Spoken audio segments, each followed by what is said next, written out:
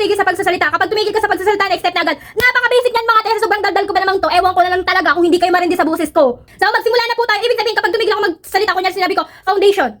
Pag gumanin ako, next step na po agad tayo. Dapat tuloy-tuloy lang. Ano kaya maikwento ko sa inyo? So, mag-primer na po tayo. Mag-primer na agad yung una. So, alam niyo ba nung bata ako, hindi ko maranasan yung mga ganitong pa-makeup na yan, ganyan kasi I have no money. And kapag may gusto akong bagay or gusto kaming bilhin, ganyan, nag-iipon talaga kami at kung ano-ano pa yung mga ginagawa namin, pagbebenta-benta na ganyan-ganyan. Basta makabili lang kami ng mga gusto namin. And alam niyo ba, as in, kahit nung high school kami, hindi rin talaga ako nagme-makeup. Pulbo nga lang, Johnson's na pulbo pa yung ginagamit ko. Kaso, ngayon, hindi na Johnson's yung ginagamit ko kasi nga, nagkakaroon ako ng pimples ganyan, kaya tender care na lang. O, di ba, panes, wala yang katapos ang pagsasalita, kaya naman patutuyuin ko lang. Mag-foundation na po tayo, from BLK yung ginagamit ko na foundation. Tapos alam niyo ba nung high school, as in, nakikingi lang ako minsan ng pulbo kasi wala nga akong pambili. And alam niyo ba, ang mga binabaon ko lang nun, para mawawalan ako ng hininga, ang binabaon ko lang talaga nun is 30 pesos kasi mura pa naman yung bilihin. Tapos, yung bangka na sinasakyan namin, na para bang mamamatay na ako sa pag hindi ako nagtigil magsalita ganyan. Yung sinasakyan kasi namin is 15 pesos lang ata yung pamasahe. Tapos, yung 15 pesos, pangkain ko na yung napuputol yung hininga ko. Pangkain ko na yung ganyan. And mura pa naman din talaga ang bilihin nun, yung ulam, kanin. May mabibili na kami ng 15 pesos at ulam 15, ganyan. Pero ano lang yun, siya lang yung mga murahin talagang ganyan ha. Kaya, yun talaga. Pero nakakaano pa ako nun, nakakatipid pa talaga kami ng outing ko, nakakapag-ipon pa kami ng ganyan kahit 30 pesos lang yung binabaon namin kasi nga mura pa yung bilihin, ganyan.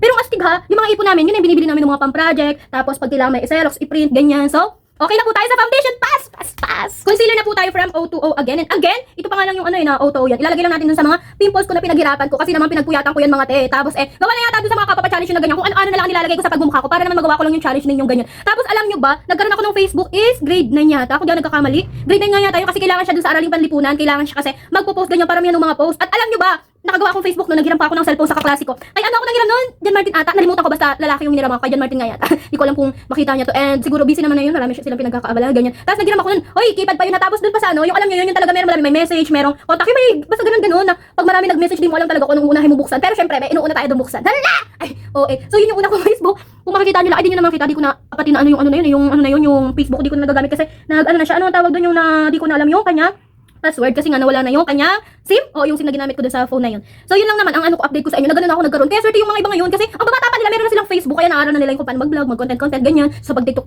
ako kilala ako natuto mag-TikTok. Natuto lang ako mag-TikTok noong college na. College na yung mga at college naman na din ata ako ewan ko kailan nagkaroon ng TikTok, di ko talaga alam kasi wala nga akong cellphone, di ko alam yung mga social media ganun. Di ba kakaawa?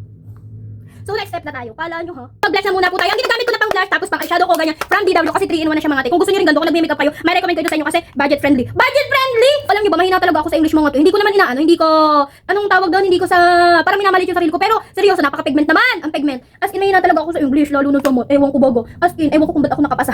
Kung bakit natapos ko yung kolehiyo na ganito na ang bobo-bobo ko sa English, sa lahat. Wow, hindi naman sa lahat. Tapos alam niyo ba, kinuha ko nung college ako is napaka-pigment, di ba ang kapal-kapal. Kaya ang ganda rin ito. Na to blush yan, ang ganda niya yan. Tapos ang pinapang eyeshadow ko is ito na rin yung ginagamit ko na pang eyeshadow. So lagyan ko lang itong ilong ko. So asa na nga tayo? Yun na nga, nung college ako, ang kinuha ko is major in Filipino kasi ayoko nga ng math, ayoko rin naman ng English kasi ang hina ko dun. Pero what if English major yung kinuha ko? Sa tingin niyo natuto kaya ako or naging magaling kaya ako mag-English? Hindi ko rin alam. So hindi ko alam kung natuto ako, kung trinayin ko din yung ganong tawag doon? Ganong major yan. So next blush. Ay, tapos ako mag-blush. Mag-eyeshadow tayo. Pwede na ako magtigil sa pagsasalita kasi pagod. So eyeshadow tayo, kukuha lang ako ng mga ating brush. Ito pa rin yung gagamitin natin. So, kukuha ako nito, yan. Panglagay natin dyan. So, yan. So, yun na nga, nasa na nga ako. Siguro ko sinubukan ko talaga yung English, ganyan. Ay, naku. Diyos ko, siguro natuto ako mag-English, ganun. Tapos, alam nyo ba, as in sama talaga, mahina ako. Alam na alam yun ng mga klase ko. Nangungopia kasi ako sa kanila.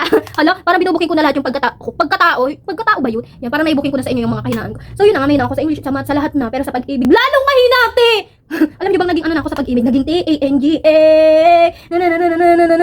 O, di ba kumanta pa siya? Yan, so eyeshadow natin. So next natin ilalagay ito. Dito lang sa gilid. Hoy, di talaga ako magaling mag-makeup. Alam na alam yan, di talaga ako nagme-makeup kahit nung college ako. Hindi ako nagme-makeup. Alam na alam yung mga kaklase ko, di ba? O mga kayo dyan, alam nila yan. Pero ngayon, nagtatry ako talaga mag-makeup kasi ayun na yung ko talaga nito. Pero minsan, dun sa mga bagay na ayaw natin, dun pa tayo gagaling. Wow! Na parang magaling. Hindi naman. Ang sinasabi ko lang, meron talaga mga bagay na akala natin na hindi na natin kaya. Pero dun tayo magaling. Wow! So lalagyan din natin dito sa baba. Ay, nagtigil ako magsalita. Dapat dire-diretso. So, okay, wag na natin lagyan sa baba. Napaka-OA. So, mag-contour din tayo. Mag-contour po tayo. Pero ito pa din, di ba? Ang astig ko kasi wala pa nga po ako ng contour. So, ito na din. Mag-DIY na lang tayo. So, dito na lang natin lagyan. Yan, di ba? Para naman, hindi tayo yan mukhang papel. Papel.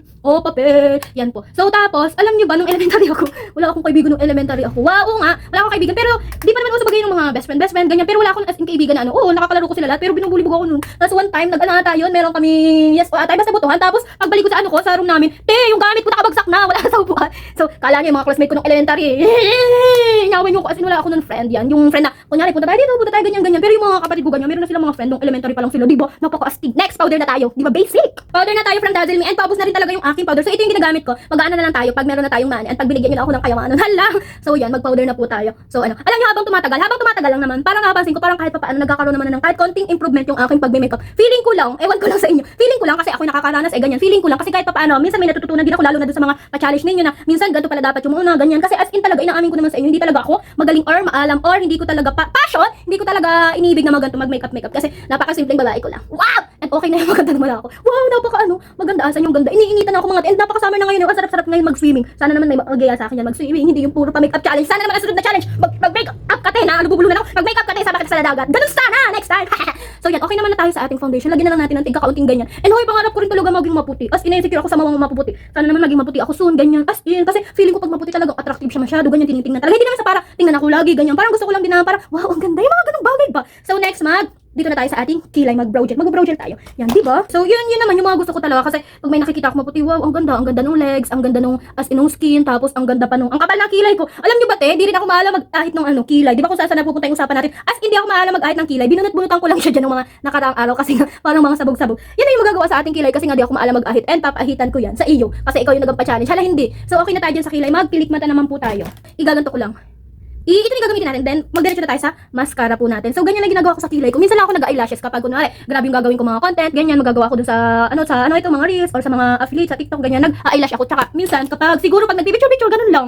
So next, mag-mascara naman tayo. Ito yung mascara ginagamit ko, binili ko lang dyan sa tabi-tabi. So yan, saka na tayo mag-upgrade ng ating mascara kapag binigyan nyo na ako ng pera. Wow! Or kapag may nagpautang sa atin, magpautang sa atin na mabait na tao. Mabait na tao. So, oo nga, alam nyo ba, mahilig ako magpautang. I mean, hindi naman kahiligan, pero parang maawain na ganun. Pero sa pagpapautang, di ako minsan talaga natanggi. Kapag meron ako ha, kaso nahirapan ako maningil, di ako magaling maningil. Ayoko naniningil ako. Kayo din. So next, na tayo. Ano sunod dito? So, nakalimutan ko. Lalagyan ko ng ating punto yung ating ilong. Kasi naman tingnan nyo naman, wala tayong ilong. So, lagyan natin yan para naman magkaroon na konting, kahit pa paano yung konting tangos. Kahit na walang itatangos. Kasi alam nyo, pag talaga, wow, pupunta na kay Doc Yavi. Mangungutang. Isasanla ko na yung mga kapatid kong over sa sanla. Yan. O di kaya kayo na lang yung sanla ko kasi kayo naman ang panay pa-challenge ng mga paganito, di ba? Napakainit binabanas na yung singit ko. Kaya tsaka yung kilikili ko. O di ba? Pag nag-side akong ganyan, parang matangos na siya. Ganun yun, di ba? Grabe, init na talaga ako kaya binay ko na itong aking mini fan. Napakamura lang nito 66 pesos lang ata. Ito nabili ko sa TikTok. And maganda lang tayo ng ating blush. Yan. Grabe, ayoko na buhay yung ceiling fan ko kasi ayoko rin mag-mic kasi nga parang naiba yung boses ko. Yung parang hindi ko nagugustuhan yung boses ko. At ang pangit na nga, parang kumapangit pa ganun. Napakaalam ko talaga sa sarili ko. Ang dami ko talagang ang dami kong pangit sa sarili ko. As in, sana naman maging kasing ganda yun, maging kasing puti, maging kasing ganda. As in, basta lahat na yung parang maging wala namang perfect Hindi basta ingitera ako hindi, bawal yung maingit, no? Pero hindi naman yung ingitera na grabing lala naman, di ba? Yung lang, parang sana ganun din ako. Yung mga ganun lang, hindi naman yung maiwasan, pero nakakasama din kapag na masyado ingitera or gusto natin yung mga bagay na wala sa atin. Kasi lagi tayo dapat magpasalamat kasi meron mga bagay na wala sa atin, pero sa kanila meron naman na wala sa kanila, meron tayo like ganda. Hala, hindi, wala akong ganda. So maglipin na tayo. Lip liner muna, lagay tayo ng lip liner natin. Yan, from Vice Cosmetic to. Lagyan natin yan. Hindi ko rin nga alam na ganito hala, kaya nagkakaroon ng shade yung mga yung mga lips ng ibang tao. Ibang tao na mga nag-makeup kasi nilalagyan pala nitong lip liner kasi yung akin talaga wala siyang masyado. Yan siya makikita na nilalagyan pala ng ganito. Nitong lip liner, yan. O diba? So lagyan na natin ang ating lipstick. So yung lipstick kong gagamitin from BLT na lang. Itong from BLT. Side na side ko na and paborito ko rin tong lippy na to. Bagay kasi siya sa kulay ko. Kulay na kasi ako yan. Yan, ito na lang yung gagamitin natin. Yan, ganyan. O diha. Yan, ang ginagay sa akin yan. Ganito. Hihi. So next, maglagay naman tayo ng ating mga pa-highlighter. Lagay muna tayo dun sa ating blush. Yan, lagyan naman natin para naman merong highlight na tigka konti. Lagyan natin dito. So yan, ito na lang yung gagamitin ko. Ito rin from DW kasi nga ay all-in-one na yan. All-in-one, lahat-lahat. Oo nga, lahat-lahat na yan. And ang mura niya lang, perfect dun sa mga nagsisimula pa lang. Kagaya ko na mag-makeup ganyan. O diba, pakakadyante. Lagyan din natin yung ating sa may gilid ng mata. Yan. Papakadami. Age ka te. Lagyan din natin yan sa ating gilid ng mata. Tapos gusto ko din lagyan dito. Para naman may kintab-kintab. Kintab-kintab. Para naman hindi pa tayong ating face. O diba, lagyan din natin dito. Masyado tayong aminin yan. So last, maganda na tayo. Setting spray. Setting spray, where are you? So ito yung setting spray natin from Git and Grit. Dazzle me na naman. Yan. So lagay lang natin sa face natin para yung makeup natin is hindi siya magulas. Ang ganda rin itong setting spray nila. Patuyuin lang natin ng ganyan. So yan. Patuyuin lang natin. So here's the final look po habang nagdadagdal and hindi talaga ako dun tumigil. Wow, napaka-over. Ang dami ko pa kasi yung chika pero next makeup challenge ko na lang sa inyo. Ikikwento yung mga kwento ko sa buhay. So yun lang naman. Ang pretty, diba? So kung gusto niyo pa ng mga ganitong makeup challenge, mag-comment po kayo dyan. Bye! Love you!